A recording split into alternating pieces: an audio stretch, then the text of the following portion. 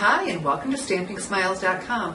I'm Shelly Godby, the owner and CEO of Stamping Smiles, and today I'm going to answer a card making question, and that question is, when layering, how large should the layer be? The most common size matting layer that you'll create is a 1/4 inch larger. Now, if that sounds like that's really big, it's not, because the size that you're cutting is a 1/4 inch taller in height than width.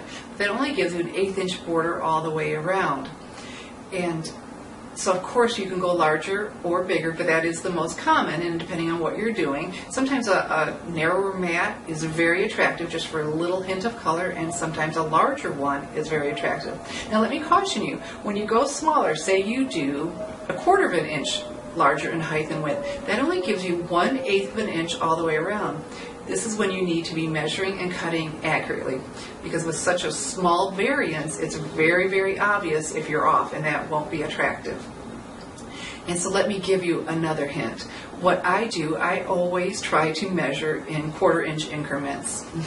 So whatever I cut, I try to cut it to the closest 1/4 inch. That makes life so much easier to add another 1/4 inch for that layer.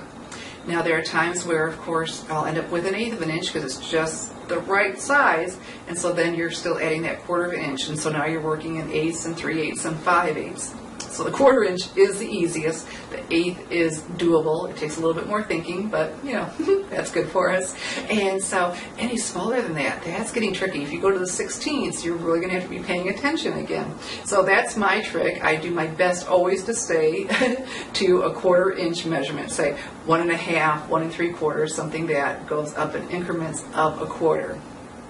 Hey, if you have any questions for me, and I would love to answer them in upcoming question and answer videos like this, send them to Shelly@StampingSmiles.com, and you just may see your question answered right here. I'm Shelly Godby, teaching you how to create hand stamped smiles. Thanks for watching.